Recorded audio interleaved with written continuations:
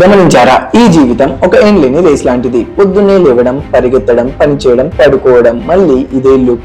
ఈ mission life కి మధ్యలో ఒక చిన్న పాజ్ బటన్ ఉంటే ఎలా ఉంటుంది? ఆ పాజ్ బటన్ పేరే పండుగ. Hello guys, welcome back to this channel. ఈ రోజు ఒక కొత్త సిరీస్ స్టార్ట్ చేయబోతున్నాం. ఆ సిరీస్ పేరే పండుగలు.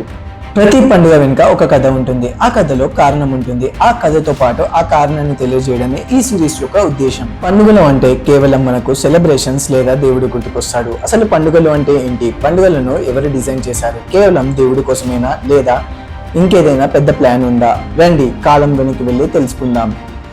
అసలు పండుగలు ఎవరు క్రియేట్ చేశారు? దేవుళ్ళ? కాదు, మన తాత ముత్తాతలు, అంటే మన పూర్వీకులు. వేల ఏళ్ల క్రితం మనిషికి క్యాలెండర్ లేదు, గడియారం లేదు. వాళ్ళకి ఉన్నవి రెండే: ఒకటి ఆకాశంలో సూర్యుడు, రెండు భూమి మీద ప్రకృతి. మన ఋషులు కేవలం భక్తులు మాత్రమే కాదు, వాళ్ళు గొప్ప సైంటిస్టులు కూడా. మనిషి 365 రోజులు ఒకేలా బతకలేడు అని వాళ్ళకు తెలుసు. అందుకే ప్రకృతిలో వచ్చే మార్పులను బట్టి మన లైఫ్ స్టైల్ ని మార్చుకోవడానికి వాళ్ళు డిజైన్ చేసిన సిస్టమ్ అప్డేట్స్ ఈ పండుగలు. పండుగలు ఎందుకు జరుపుకోవాలి? దీనికి 3 బలమైన కారణాలున్నాయి. ఆ కారణాలు తెలుసుకోవడానికి వీడియో పూర్తిగా చూడండి. మొదటి కారణం, ప్రకృతితో కనెక్షన్.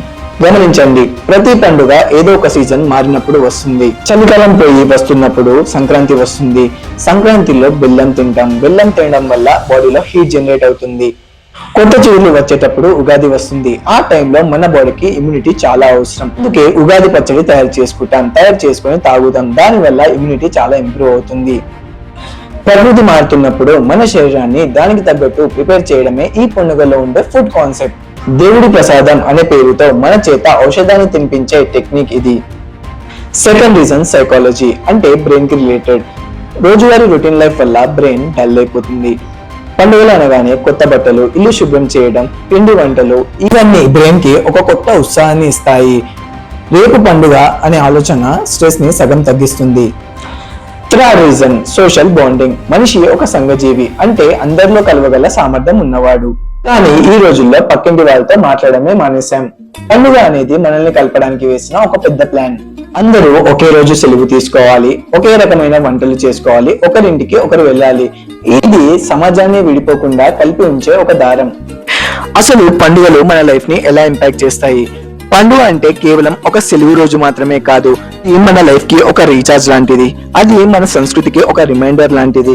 మన ఆరోగ్యం కోసం డిజైన్ చేసిన ఒక సైన్స్. పండుగలు లేకపోతే మన జీవితం ఒక గీతలా ప్లెయిన్ గా ఉంటుంది. పండుగలు ఆ గీతని ఒక అందమైన మ్యూజిక్ వేవ్ లా మారుస్తాయి. రాబోయే ఎపిసోడ్ లో రీసెంట్ గా జరిగిన సంక్రాంతి నుండి క్రిస్మస్ వరకు ప్రతి పండుగ వెనుక ఉన్న సైన్స్ ని, స్టోరీస్ ని డీకోడ్ చేద్దాం.